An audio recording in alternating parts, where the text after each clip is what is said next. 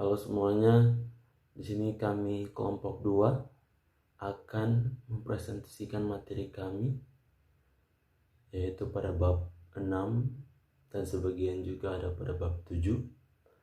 Dan saya akan memperkenalkan anggota kelompok kami. Yang pertama Juan Garika Theopanix Lopati, yang kedua Ellen Reflisa Batani, yang ketiga Litwina Eleos Pascalia, yang keempat Antonius Surya Pratama, yang kelima Vittorio Amadeus Gunawan, yang keenam Filia Dasiska Septi Arisandi Tarigan. Kita masuk pada materi yang pertama pada bab 6, Functionalism Antecedent Influences. Yang pertama yaitu ilmuwan terpikat oleh Jenny yang kekanak-kanakan. Pada tahun 1838 di kebun binatang London, Jenny adalah seekor kera yang dipajang di kandang jerapah, berpakaian dan berperilaku seperti anak berusia 2 tahun. Para pengunjung menatapnya dengan heran dan kagum karena perilakunya, dan ada seorang pengunjung terhormat yang begitu terkesan dengan Jenny. Dia adalah Charles Darwin. Pada saat itu, Darwin sangat kagum dengan Jenny karena tingkah lakunya yang seperti manusia. Jenny memakai gaun seorang gadis, duduk di kursi, makan dengan sendok, dan minum dari cangkir.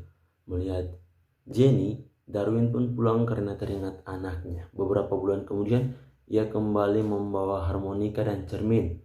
Dia memainkan harmonika itu, kemudian memberikannya kepada Jenny, dan Jenny melakukan seperti yang dilakukan Darwin. Ketika Darwin memberikan cermin, dia terus melihat bayangan dirinya lagi dan lagi.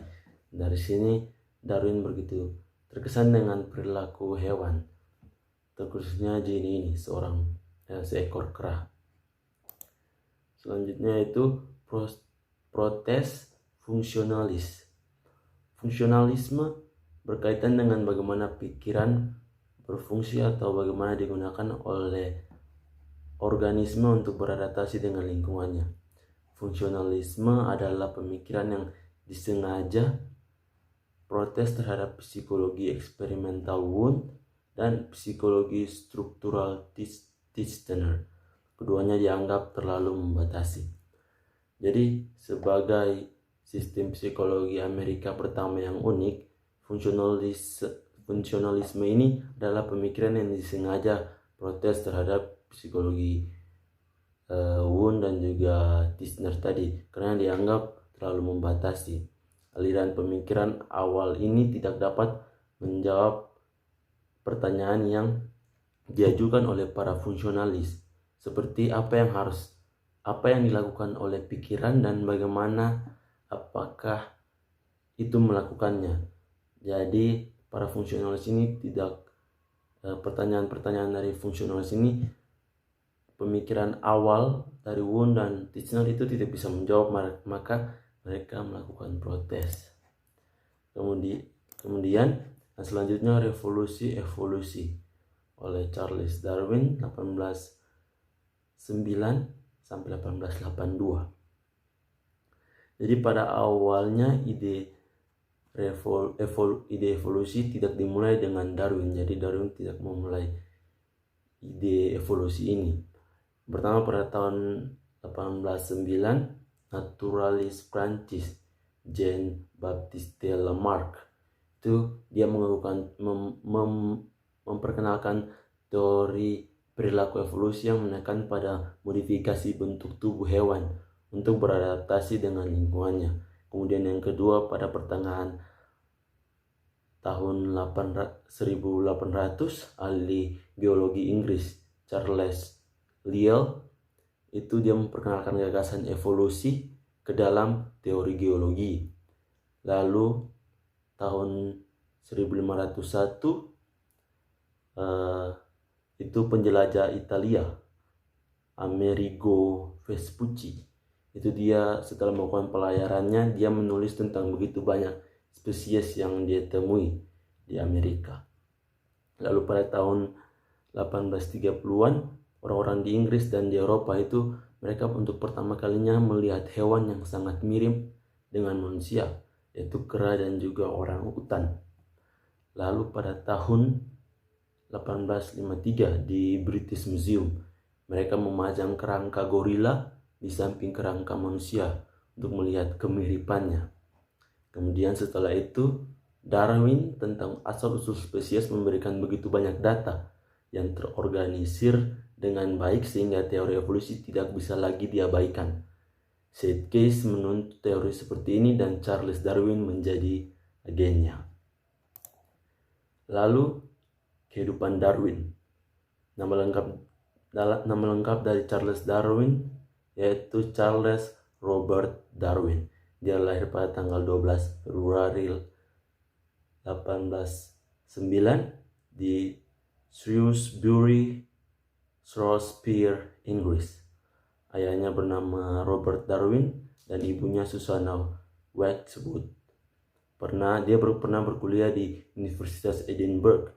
Dia mengambil kedokteran dan kemudian ke Universitas Cambridge, itu dia sekolah pendeta. Darwin ternyata pernah hampir ditolak di pekerjaannya. Dia pernah menawar pekerjaan tapi hampir ditolak tapi diterima. Kemudian pada tahun 1839 dia menikah, istrinya bernama Emma Wedgwood, itu sepupunya sendiri. Kemudian keluarga Darwin memiliki 10 anak, 3 diantaranya meninggal saat masih kecil. Kemudian dia meninggal pada tahun 19 April pada tahun 1882, tanggal 19 April, di umur 73 tahun, di rumahnya di Rumah Down, Kent, Inggris. Ini adalah sosok seorang Charles Darwin. Darwin's Other Works, buku utama kedua dari Darwin mengenai evolusi ini yang berjudul The Descent of Man pada tahun 1871 telah mengumpulkan bukti mengenai evolusi, bahwa evolusi manusia dari bentuk kehidupan yang lebih rendah akan menekankan suatu kesamaan antara proses mental hewan dan juga mental pada manusia. Darwin juga telah melakukan suatu studi intensif mengenai ekspresi emosi dan pada manusia dan juga pada hewan. Darwin telah menafsirkan mengenai istilah dari evolusi, yaitu bahwa perubahan gerak tubuh dan postur yang khas dari berbagai keadaan merupakan suatu emosional.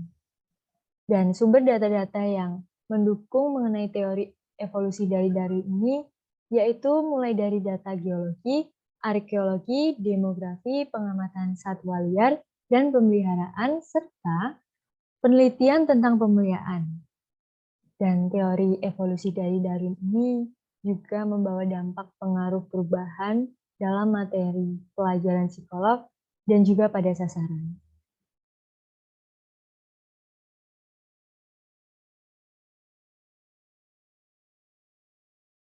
Pengaruh Darwin pada psikolog kontemporer. Teori evolusi dari Darwin ini juga mengangkat kemungkinan yang menarik mengenai kontinuitas dalam fungsi mental antara manusia dan juga hewan pada tingkat yang rendah. Dan teori evolusi dari Darwin ini juga membawa suatu perubahan dalam materi pelajaran psikolog maupun pada sasaran, yaitu dengan cara yang pertama, fokus pada psikolog hewan yang menjadi dasar psikolog komparatif. Yang kedua, penekanan pada fungsi daripada struktur kesadaran. Yang ketiga, penerimaan metodologi dan data dari berbagai bidang. Yang keempat, fokus pada deskripsi dan pengukuran perbedaan individu. Dan psikolog telah menyadari bahwa studi mengenai perilaku hewan sangat penting untuk pemahaman mereka mengenai perilaku manusia, dan psikolog memfokuskan penelitian pada fungsi mental hewan. Dan investigasi psikolog ini pada hewan akan memiliki implikasi yang sangat luas untuk pengembangan bidang. Serta aliran pemikiran strukturalis ini juga berfokus pada analisis isi kesadaran.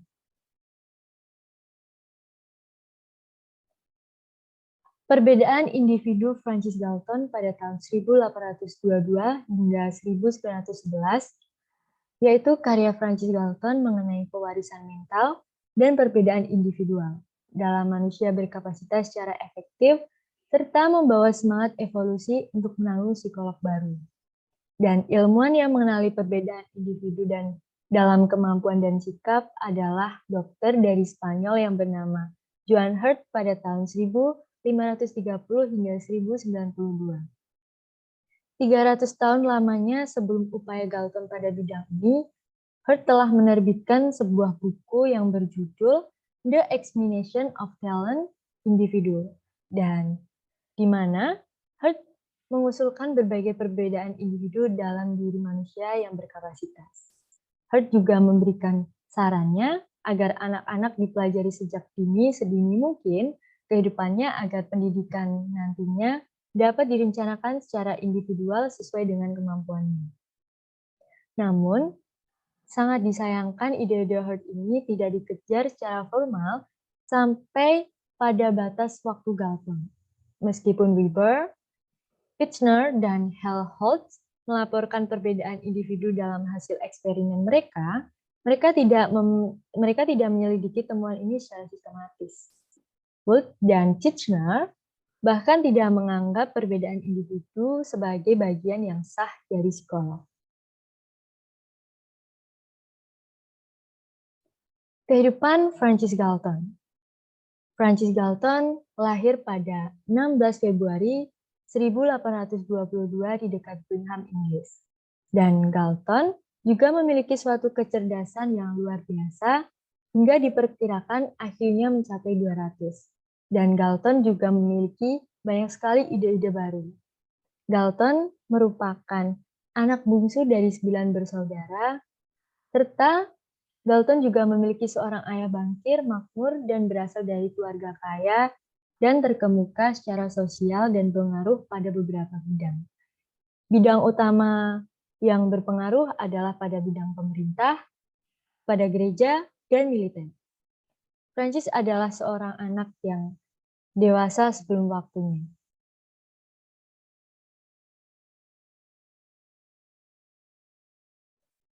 Pada usianya yang ke-16 tahun, atas desakan ayahnya, Galton memulai pelatihan medis di rumah sakit umum di Birmingham untuk melakukan magang sebagai dokter. Setelah setahun di rumah sakit, Galton melanjutkan pendidikan kedokterannya di King's College, London, namun pada tahun berikutnya Galton mengubah rencananya dan mendaftar di Trinity College of Cambridge University dan mengejar minatnya pada bidang matematika.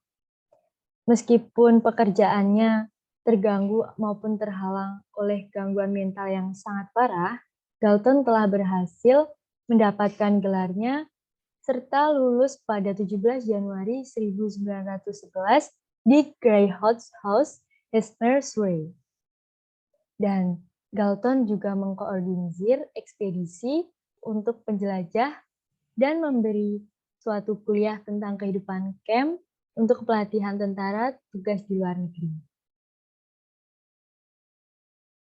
Metode statistik. Adolf Quetelet, matematikawan asal Belgia yang pertama menggunakan metode statistik dan kurva distribusi normal dengan data biologis dan sosial. Kurva normal belum diterapkan pada variabilitas manusia sampai akhirnya Quetelet menunjukkan bahwa ukuran tinggi badan yang diambil dari 10.000 subjek mendekati kurva normal. Galton menemukan pengukuran nilai karakteristik manusia oleh dua angka, yaitu nilai rata-rata distribusi atau rata-rata aritmetika dan dispersi atau rentang variasi di sekitar nilai rata-rata atau standar deviasi. Dalam statistik, Galton menghasilkan satu ukuran terpenting sains, yaitu korelasi.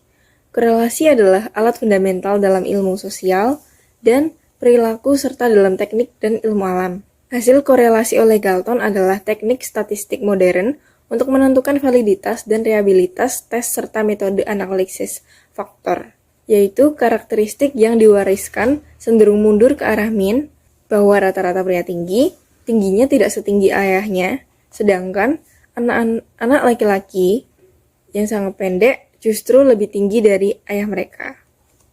Sebagai pengakuan atas penemuan Galton, tentang kecenderungan sifat bawaan manusia untuk mundur ke keanehan, yaitu simbol untuk koefisien korelasi R diambil dari huruf pertama kata regresi. Yang berikutnya adalah tes mental.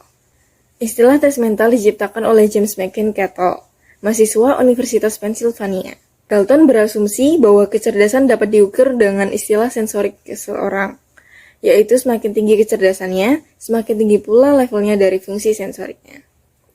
Galton menemukan alat untuk mengukur sensorik dengan cepat dan akurat dari sejumlah besar orang, yaitu peluit, yang dia uji pada hewan dan juga manusia. Contohnya, dia berjalan di kebun binatang London dengan peluit yang ditempelkan pada tongkat jalan yang berlubang. Dia akan memeras karet bolam untuk mengaktifkan peluit dan mengamati reaksi hewan tersebut. Peluit ini menjadi peralatan laboratorium psikologi standar sampai diganti pada tahun 1930-an oleh perangkat elektronik yang lebih canggih. Kemudian, ide asosiasi. Dua masalah di bidang asosiasi yang dikerjakan oleh Galton. Yang pertama, keragaman asosiasi ide, dan yang kedua, waktu reaksi atau waktu yang dibutuhkan untuk menghasilkan asosiasi. Salah satu metodenya adalah dengan berjalan kaki sejauh 450 meter di sepanjang Pall Mall, yaitu jalan London antara Trafalgar Square dan Istana St. James, yang fokus pada suatu objek sampai muncul satu atau dua ide yang berhubungan. Asosiasi ini adalah ingatan dari pengalaman masa lalu, termasuk memikirkan insiden atau peristiwa yang sudah lama terlupakan. Galton menyiapkan daftar 75 kata dan menulis masing-masing kata pada secari kertas terpisah. Galton menggunakan kronometer untuk mencatat waktu yang menghasilkan dua asosiasi di setiap kata. Banyak dari asosiasinya adalah kata-kata tunggal, tetapi beberapa adalah gambaran mental yang membutuhkan beberapa kata untuk mendapat gambaran. Galton menelusuri sekitar 40% peristiwa di masa kanak-kanak dan remaja. Demonstrasi awal pengaruh pengalaman masa kanak-kanak pada kepribadian orang dewasa. Tes asosiasi kata merupakan metode eksperimental yang Galton kembangkan untuk mempelajari asosiasi. Kemudian, citra mental. Galton melakukan penyelidikan dengan cara memberikan daftar pertanyaan dan subjek diminta mengingat sebuah adegan untuk mendapatkan gambaran dari adegan tersebut. Subjek diminta menjelaskan apakah gambar itu redup atau bening, terang, atau gelap. Karya Galton tentang citra berawal dari upaya yang berkelanjutan untuk menunjukkan kesamaan keturunan, bahwa gambar yang serupa lebih mungkin terjadi antara saudara daripada antara orang-orang yang tidak berhubungan. Berikutnya, aritmetika berdasarkan bau dan topik lainnya. Galton telah mencoba untuk menempatkan dirinya dalam keadaan pikiran orang yang menderita gangguan paranoid dengan membayangkan bahwa setiap orang atau semua yang dilihatnya memata-matai dia. Ada seorang sejarawan mencatat bahwa ketika Galton mencoba ini saat jalan pagi, ia merasa bahwa setiap kuda yang berada di sekitarnya seperti sedang mengawasi baik secara langsung ataupun hanya perasaannya saja. Seperti seolah-olah kuda itu tidak memperhatikannya, tapi padahal kuda itu diam-diam sedang memperhatikannya. Pada akhirnya, Galton memutuskan untuk menghitung bau daripada angka dan melatih dirinya untuk melupakan apa yang dimaksud. Dia menetapkan nilai numerik untuk bau seperti peppermint dan belajar dengan menghitung tambahan dan pengurangan. Dari latihan intelektual ini, muncul sebuah makalah berjudul Arithmetic by Smell, yang diterbitkan dalam edisi pertama jurnal American Psychological Review. Kemudian, fungsionalisme psikologi hewan dan perkembangannya. Teori evolusi Darwin terbukti menjadi pendorong perkembangan psikologi hewan adalah, di bidang psikologi lainnya, secara langsung Darwin memiliki efek yang lebih mendalam daripada studi mengenai perilaku hewan. Bukti karya Darwin yang mengubah pandangan bahwa tidak ada perbedaan tajam antara pikiran manusia dan pikiran hewan. Karena itu, ilmuwan dapat mengusulkan kesinambungan antara semua aspek mental dan fisik manusia dan hewan, karena manusia diyakini berasal dari hewan melalui proses perkembangan evolusioner yang berkesinambungan. Darwin membela gagasannya tentang kecerdasan hewan dalam bukunya The Expression of the Emotions in Man and Animals tahun 1872, di mana ia berpendapat bahwa perilaku emosional manusia berasal dari perilaku yang diwariskan yang dulunya berguna bagi hewan, tetapi tidak relevan bagi manusia. Salah satu contohnya adalah cara orang mengerucutkan bibir ketika mereka mencibir. Darwin mengatakan gerakan ini adalah sisa dari cara hewan yang marah dan menunjukkan gigi taring mereka. Kemudian, George John Romans. Romans lahir pada tanggal 20 Mei 1848 di Kingston, Kanada, dan meninggal pada tanggal 23 Mei 1894 di Oxford, Inggris. Romanes dan istrinya Edward Mary Duncan menikah pada 11 Februari 1879 dan mereka memiliki 6 anak. Pada tahun 1886 sampai 1890, Romanes adalah seorang profesor di Universitas Edinburgh. Romanes adalah ahli biologi dan fisiologi evolusi yang meletakkan dasar dari apa yang disebutnya psikologi komparatif yang mengendalikan kesamaan proses kognitif dan mekanisme antara manusia dan hewan. Buku pertama psikologi komparatif yang berjudul Animal Intelligence tahun 1883 diterbitkan oleh Romanes. Yang berikutnya, Conway Lloyd Morgan. Morgan lahir pada tanggal 6 Februari 1852 di London, Inggris, dan meninggal pada tanggal 6 Maret 1936 di Hastings, Inggris. Morgan menempuh pendidikan di Royal School of Mines. Morgan adalah penerus yang ditunjuk oleh Romanes atas pengakuan resminya terhadap kelemahan yang melekat dalam metode anekdot dan introspeksi dengan analogi, atau introspection by analogy methods. Morgan adalah ilmuwan pertama yang melakukan studi eksperimental skala besar pada psikologi hewan. Morgan dikenang karena teorinya tentang kemunculan evolusi dan pendekatan eksperimental pada psikologi hewan yang dikenal dengan Morganscanon. Fungsionalisme, pengembangan, dan pendiri. Filsuf neurotik evolusi. Dia adalah salah satu pria paling terkenal di dunia. Namun dia sering berjalan-jalan di London memakai penutup telinga untuk menjaga agar suara yang lain tidak mengganggu pikirannya. Di rumah dia menyimpan banyak koleksi bukunya yang tersembunyi di balik tirai, yang ditarik rak buku sehingga dia tidak akan terganggu oleh judul yang tercetak di punggungnya. Setiap kali dia merasa perlu untuk mengukur denyut nadinya, dia hanya akan menghentikan keretanya. Bahkan pada jalan London yang ramai, tidak menyadari kemacetan lalu lintas yang dia ciptakan. Dia bertemu di New York oleh Andrew Carnegie, Patrick multijutawan industri baja Amerika, yang memujinya sebagai seorang mesias. Menderita insomnia akut yang terkadang ia coba atasi dengan dosis opium yang cukup berat. Untuk selanjutnya tidak pernah bisa bekerja lebih dari beberapa jam sehari.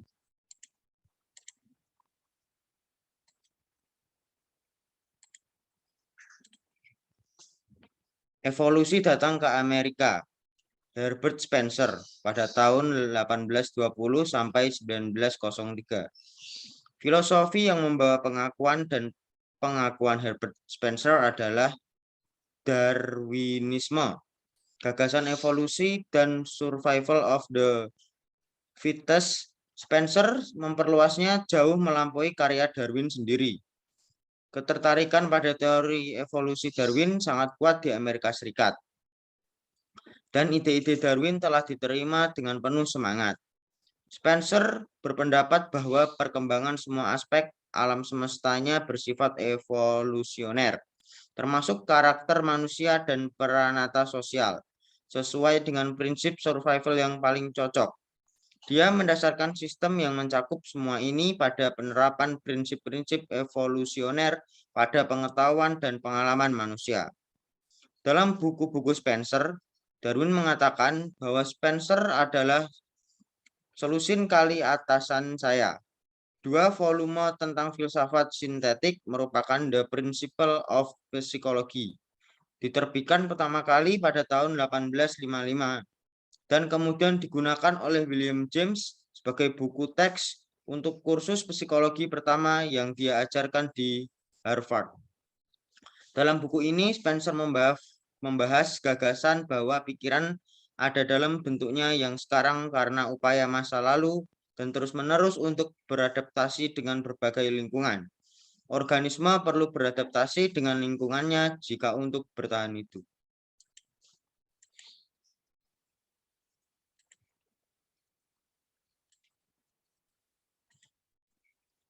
William James pada tahun 1842 sampai 1910. Antisipasi dari psikologi fungsional. James merupakan salah satu perintis fungsionalisme yang dilandasi oleh pemikirannya yang berkaitan dengan pragmatisme. Tokoh lainnya ialah James Macon Kettle pada tahun 1866 sampai 1944. Ia termasuk dalam kelompok sarjana psikologi di Amerika Serikat yang menolak pemikiran-pemikiran William Wundt yang disebarluaskan oleh Edward B. Titchener pada tahun 1867 sampai 1927. Pemikiran Wundt ditolak oleh para sarjana ini karena sifatnya dianggap terlalu abstrak dan kurang dapat diterapkan secara langsung dalam kenyataan. Pemikiran fungsionalisme ini lebih mengutamakan mempelajari fungsi-fungsi jiwa dibandingkan dengan mempelajari strukturnya. James berpendapat bahwa tujuan akhir dari aktivitas kehidupan manusia dapat dipelajari melalui psikologi. Ini disebabkan karena ia berpendapat bahwa pertanyaan mengenai keuangan aktivitas manusia merupakan dasar dari segala jenis gejala kejiwaan. Manusia memerlukan jiwa untuk berkelangsungan dan adaptasi di dalam kehidupannya. Discovering Psychology. Sama masa-masa gelap tahun 1869, James mulai membangun filosofi kehidupan, tidak didorong oleh keingintahuan intelektual, melainkan oleh keputusasaan. James membaca banyak filsafat, termasuk esai oleh Charles Renouvier tentang kebebasan berkehendak yang meyakinkan James tentang keberadaannya. Pada tahun 1872, James menerima posisi mengajar di Harvard dalam fisiologi, berkomentar bahwa adalah hal yang mulia bagi jiwa seseorang untuk memiliki beberapa pekerjaan yang bertanggung jawab untuk dilakukan. Pada tahun 1873, James mengambil cuti dari mengajar untuk mengunjungi Italia, tapi kemudian dia kembali mengajar lagi. Pada waktu yang hampir bersamaan, James menjadi tertarik pada efek bahan kimia tertentu yang mengganggu pikiran. Dia membaca tentang wahyu yang dialami orang-orang di bawah pengaruh nitrous oxide atau disebut juga gas tertawa dan amil nitrit yang mempengaruhi pengiriman oksigen ke otak sehingga dapat menyebabkan terburu-buru. Sama tahun akademik 1875-1876, James mengajar kursus psikologi pertamanya yang disebutnya hubungan antara fisiologi dan psikologi. Dengan demikian, Harvard menjadi universitas pertama di Amerika Serikat yang menawarkan pengajaran dan psikologi eksperimental baru. Pada tahun 1878, dua peristiwa penting terjadi dalam kehidupan James. Dia menikahi Alice Howe Gibbons, wanita yang dipilih untuknya oleh ayahnya, dan dia menandatangani kontrak penerbitan dengan Harry Horton yang menghasilkan salah satu buku klasik psikologi. Buku James, The Principles of Psychology, akhirnya diterbitkan pada tahun 1890 dalam 2 volume. Dengan diterbitkannya The Principles of Psychology, James memutuskan bahwa dia tidak punya apa-apa untuk dikatakan tentang psikologi. Selanjutnya, dia tidak lagi tertarik untuk mengawasi laboratorium psikologi Harvard. The Principles of Psychology. Mengapa James dianggap oleh begitu banyak sarjana sebagai psikologi Amerika terbesar? 3 alasan telah dikemukakan untuk perawakan dan pengaruhnya yang luar biasa. Yang pertama, William James, 1842-1910, Anticipation of Functional Psychology. James menulis dengan kejelasan yang jarang ditemukan dalam sains. Gaya penulisannya memiliki daya tarik, spontanitas, dan pesona. Yang kedua, dia menentang tujuan Wundt untuk psikologi, yaitu analisis kesadaran menjadi unsur-unsur. Ketiga, James menawarkan cara alternatif untuk melihat pikiran pandangan yang sesuai dengan pendekatan fungsional psikologi. Singkatnya, waktu dalam psikologi Amerika sudah siap untuk apa yang dikatakan James.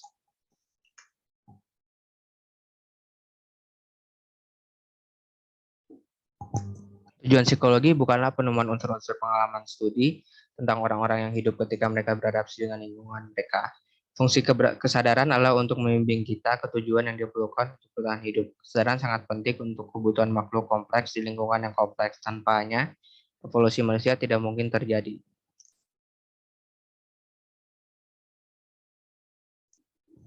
The subject matter of psychology, a new look at consciousness. Psikologi adalah ilmu kehidupan mental, baik fenomenanya maupun kondisi.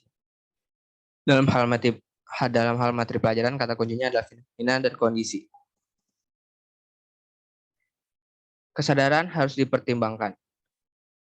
Dalam pengaturan alaminya, yaitu fisik manusia, kesadaran biologi ini, tindakan otak kesadaran adalah ciri pendekatan James terhadap psikologi. James memberontak melawan artificial dan sempitnya posisi Wundtian, dia percaya bahwa pengalaman sadar hanyalah apa adanya dan mereka bukan kelompok atau kumpulan elemen. Kehidupan mental adalah satu kesatuan pengalaman yang berubah. Kesadaran adalah aliran yang berkesinambungan, dan setiap upaya untuk membaginya ke dalam fase-fase yang berbeda secara temporal hanya dapat mendistorsinya. Kesadaran selalu berubah. Kita tidak pernah bisa mengalami pikiran atau sensasi yang sama lebih dari sekali.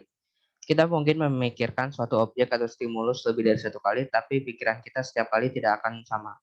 Maka mereka akan berbeda karena efek dari campur tangan pengalaman.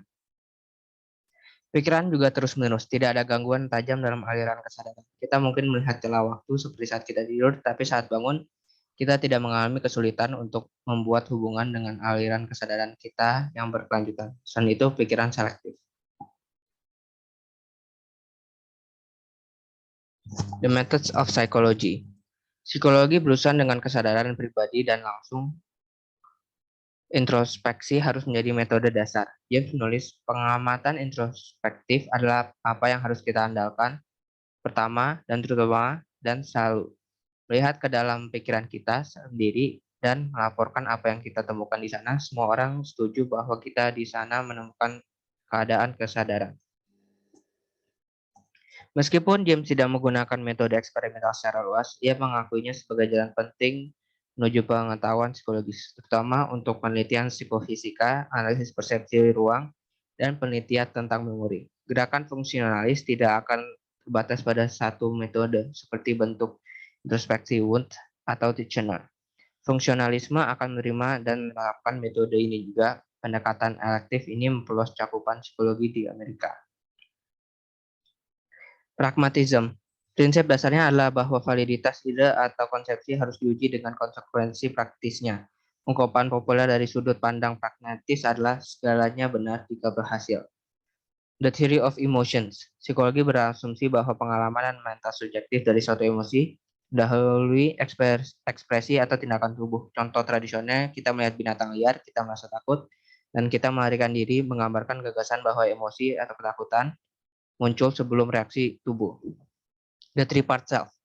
Diri material terdiri dari segala sesuatu yang kita sebut unik milik kita, seperti tubuh kita, keluarga, rumah, atau gaya berpakaian.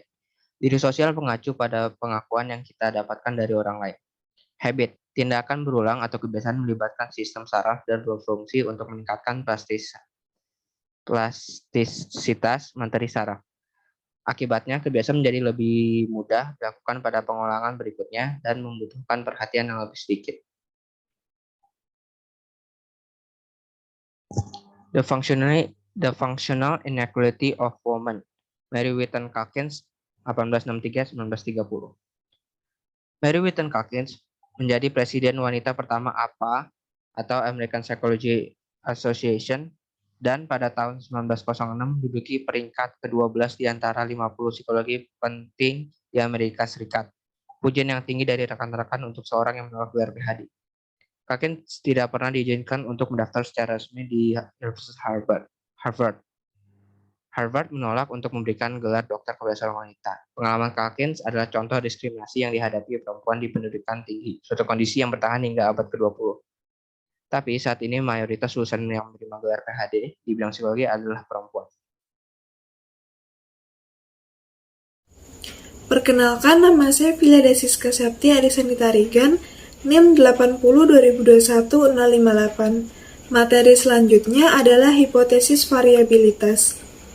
Menurut gagasan Darwin tentang variabilitas pria, Darwin menemukan bahwa pada banyak spesies, pria memiliki perkembangan yang luas pada karakteristik dan perkembangan fisik. Sedangkan pada perempuan, karakteristik dan kemampuan ditemukan mengelompok pada nilai rata-rata. Hal ini dianggap perempuan memiliki kemungkinan kecil untuk mendapatkan manfaat dari pendidikan dan ikut serta dalam kegiatan intelektual atau ilmiah. Gagasan ini merupakan langkah awal dari pandangan bahwa wanita lebih rendah dari pria. Terdapat sebuah teori populer di mana perempuan yang mendapat pendidikan di luar sekolah dasar akan menderita kerusakan fisik dan emosional. Adapun beberapa psikolog yang menyatakan bahwa Mendidik wanita menyebabkan gangguan biologis yang mengganggu siklus menstruasi dan melemahkan dorongan keibuan. Seorang psikolog menuliskan, jika seorang wanita memang harus dididik, maka mereka harus dididik menjadi seorang ibu. Di awal abad 20, ada 2 orang psikolog wanita yang berhasil menentang gagasan ketidaksetaraan fungsional gender menggunakan teknik empiris psikologi fungsional. Helen Bradford Thompson-Woolley dan Leta Stater-Hollingworth adalah 2 psikolog wanita yang menunjukkan bahwa Darwin dan yang lainnya salah tentang wanita. Helen Bradford Thompson lahir di Chicago pada tahun 1874. Ia lahir di keluarga yang mendukung pendidikan wanita. Helen mendapat gelar sarjana di Universitas Chicago pada tahun 1897 dan gelar PhD pada tahun 1900. Helen mendapat beasiswa pasca sarjana di Paris dan Berlin. Setelah itu, ia menjadi direktur oratorium lab psikologi di Mount Holyoke College di Massachusetts. Pada tahun 1908, ia pindah ke Cincinnati, Ohio, di mana Helen menerima jabatan Direktur Biro Panggilan Sistem Sekolah Umum yang peduli dengan masalah kesejahteraan anak. Ia melakukan penelitian tentang efek pekerja anak yang menyebabkan perubahan dalam Undang-Undang Ketenagakerjaan. Pada tahun 1921, Helen menjabat sebagai Presiden Asosiasi Bimbingan Kejuruan Nasional. Tahun itu juga, keluarga Woolley pindah ke Detroit, Michigan. Helen bergabung dengan staf Institut Merrill Palmer dan mendirikan program sekolah pembibitan untuk mempelajari perkembangan dan kemampuan mental. Di tahun 1924, ia menjadi Direktur Institut Penelitian Kesejahteraan Anak yang baru di Universitas Columbia. Melanjutkan pekerjaannya dalam pembelajaran anak usia dini, pendidikan kejuruan, dan konseling bimbingan sekolah. Disertasi doktoral Helen Woolley di Universitas Chicago adalah ujian eksperimental pertama dari gagasan Darwinian, yang menganggap wanita lebih rendah dari pria tanpa adanya bukti ilmiah. Dia melakukan tes pada 25 pria dan 25 subjek wanita untuk mengukur kemampuan motorik, ambang sensorik, kemampuan intelektual, dan ciri kepribadian. Dari penelitian tersebut menunjukkan tidak ada perbedaan jenis kelamin dalam fungsi emosional dan hanya perbedaan kecil dalam kemampuan intelektual. The Mental Traits of Sex, an Experimental Investigation of the Normal Mind in Men and Women adalah hasil publikasi Helen. Kesimpulannya tidak diterima dengan baik oleh psikolog akademis pria. Ia dituduh memberikan interpretasi feminis terhadap data. Dia kemudian menulis 2 ulasan tentang literatur penelitian berkembang tentang psikologi perbedaan jenis kelamin untuk jurnal bergengsi Psychological Bulletin. Selama 30 tahun, Woolley bekerja sebagai guru, peneliti, dan mentor bagi psikolog wanita di bidang perkembangan dan pendidikan anak, sehingga fokus pada psikologi wanita beralih ke orang lain. Leta Stater-Hollingworth. Leta Stater besar di Nebraska dalam keluarga dengan keuangan terbatas. Leta dibesarkan oleh kakek neneknya.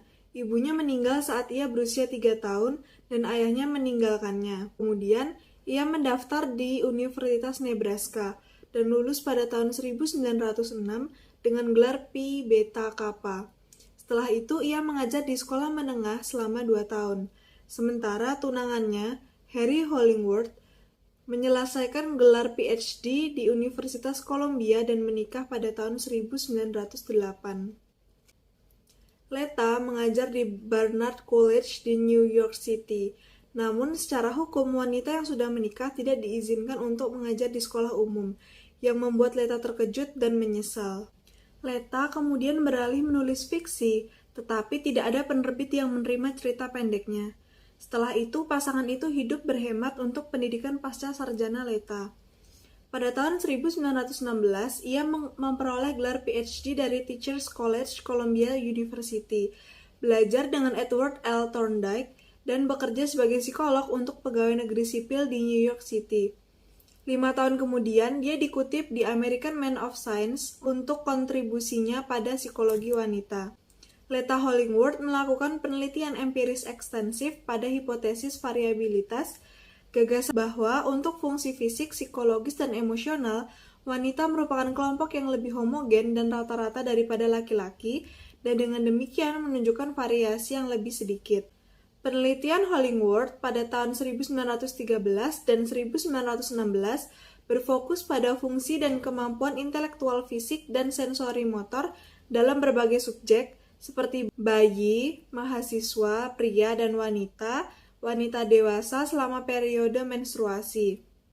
Datanya membantah hipotesis variabilitas dan gagasan lain tentang inferioritas perempuan. Meta Hollingworth juga memberikan kontribusi yang signifikan untuk klinis, pendidikan, dan psikologi sekolah, khususnya kebutuhan pendidikan dan emosional untuk anak-anak berbakat. Dia aktif dalam gerakan hak pilih perempuan, mengkampanyekan hak perempuan untuk memilih dan mengambil bagian dalam parade dan demonstrasi di New York. Granville Stanley Hall, tokoh yang luar biasa dalam sejarah psikologi Amerika dan kontemporer yang berharga dan berpengaruh dari James adalah G. Stanley Hall. Hall menyusun laporan luar biasa pertama dalam psikologi Amerika. Dia menerima gelar doktor Amerika pertama di bidang psikologi, dan dia mengaku sebagai mahasiswa Amerika pertama di tahun pertama laboratorium psikologi. Hall memulai apa yang sering dianggap sebagai laboratorium psikologi pertama di Amerika Serikat, serta jurnal psikologi pertama.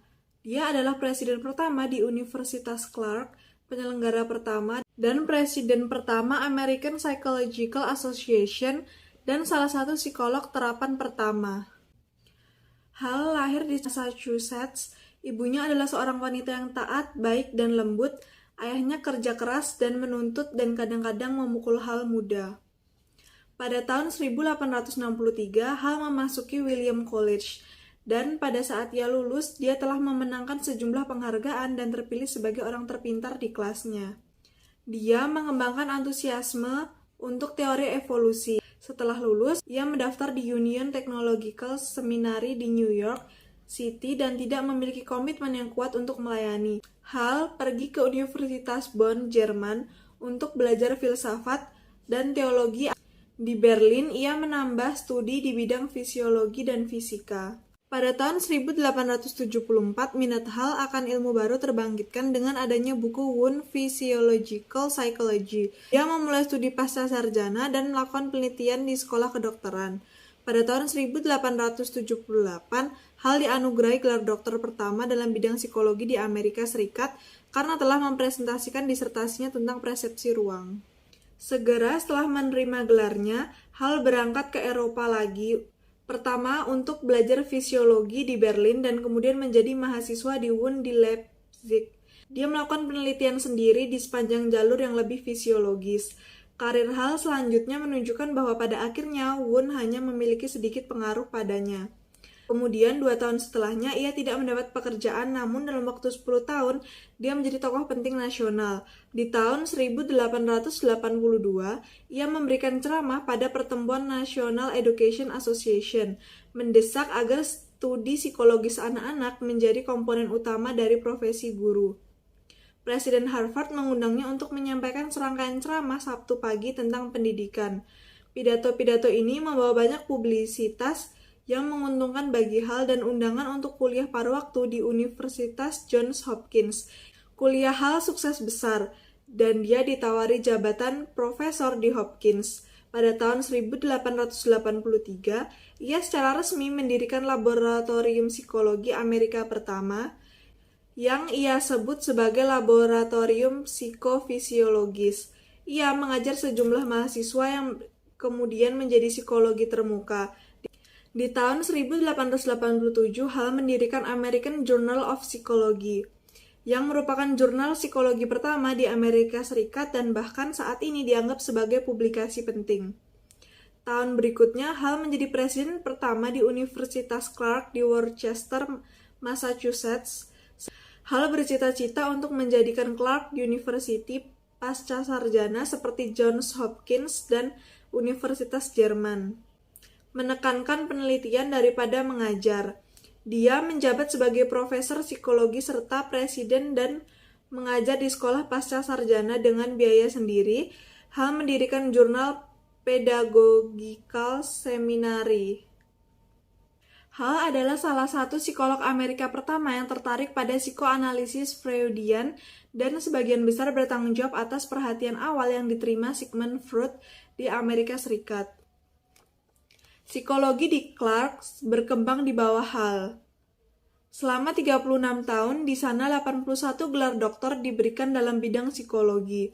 Pada suatu waktu, dapat dikatakan bahwa mayoritas psikolog Amerika telah berkaitan dengan Hall, baik di Clark atau John Hopkins. Meskipun dia bukan sumber inspirasi utama bagi mereka semua, pengaruh pribadinya tercermin dalam sepertiga dari mahasiswa doktoralnya. Hal membuat Universitas Clark lebih menerima siswa perempuan dan minoritas daripada kebanyakan sekolah di Amerika Serikat pada saat itu. Sebuah survei anggota American Psychology Association tentang kontribusi Hal untuk psikologi menunjukkan bahwa dari 120 orang yang menjawab, 99 menempatkan Hal di antara 10 psikologi top dunia. Evolusi dan rekapitulasi teori pembangunan. Meskipun Hal tertarik pada banyak bidang, pengembaraan intelektualnya memiliki satu tema, teori evolusi. Hal menaruh perhatiannya pada perkembangan manusia dan hewan serta isu-isu yang berkaitan dengan adaptasi, sehingga ia sering disebut sebagai psikolog genetik. Di Clark, minat genetik Hal membawanya ke studi psikologi masa kanak-kanak yang dia jadikan inti dari psikologinya. Hal menggunakan kuesioner secara ekstensif, prosedur yang pernah dipelajarinya di Jerman. Studi awal anak-anak menghasilkan antusiasme publik yang besar dan mengarah pada formalisasi gerakan belajar anak. Namun pendekatan ini menghilang dalam beberapa tahun karena penelitian yang dilakukan dengan buruk.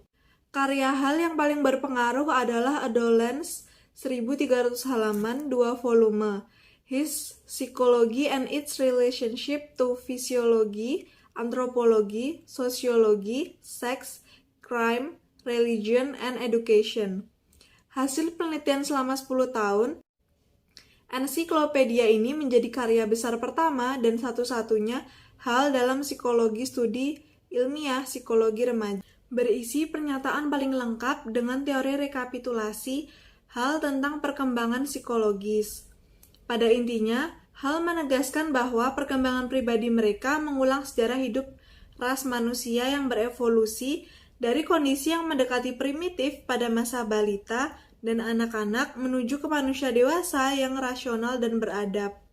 Seiring bertambahnya usia Hal, dia secara alami menjadi ingin tahu tentang tahap-tahap perkembangan manusia selanjutnya. Pada usia 78, ia menerbitkan Senescence, survei skala besar pertama tentang masalah psikologis usia tua.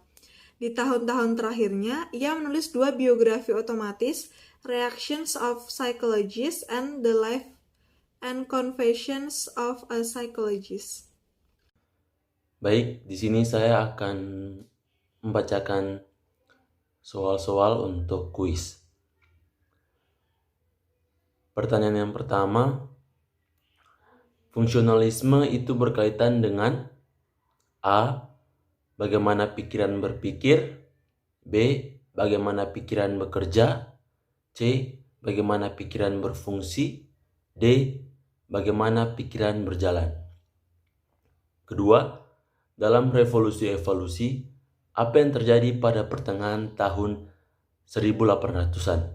A. Museum memajang kerangka gorila di samping kerangka manusia, B. Teori perilaku evolusi pada modifikasi bentuk tubuh hewan, C.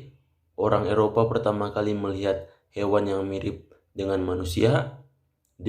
Gagasan evolusi ke dalam teori geologi. Yang ketiga, Darwin telah mentafsirkan istilah dari evolusi, yaitu A. Perubahan gerak tubuh dan postur yang khas dari berbagai keadaan merupakan suatu emosional, B. Perubahan gerak yang khas merupakan bagian dari emosi, C. Gerak tubuh dan postur yang mengalami perubahan dari berbagai keadaan merupakan suatu keadaan yang stabil. Yang keempat, siapa istri James William? A. Alice Howe Holtz, B. Alice Bowie Gibbons, C. Alice Howe Gibbons. 5. Ilmuwan dokter dari Spanyol yang bernama Juan Huarte menerbitkan buku yang berjudul A. The Excellence of Talented Individu, B. The Experience of Talented of Individu, C. The examination of talented individu. Yang keenam, siapakah tokoh yang memutuskan untuk menjadi seorang seniman pada umur 18 tahun? A. Charles Darwin. B. Herbert Spencer. C. William James. D. Conway Leo Morgan.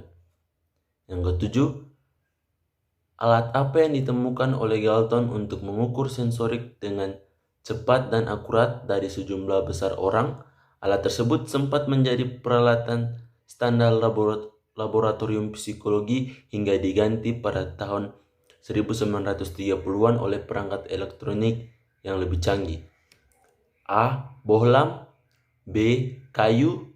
C. Peluit. D. Pensil. 8. Pada tahun berapa Mary Wheaton Chalkins menduduki peringkat 12 di antara 50 psikolog penting di Amerika Serikat? A. Tahun 1905. B. Tahun 1907. C. Tahun 1906. 9. Siapa Presiden Asosiasi Bimbingan Kejuruan Nasional? A. Leta Stater Hollingworth. B. Helen Bradford Thompson. C. Granville Stanley Hall. D. Williams James. 10. Tokoh yang memiliki antusiasme pada teori evolusi adalah A. Conley Lloyd. B. John Dewey. C. Granville Stanley Hall. D.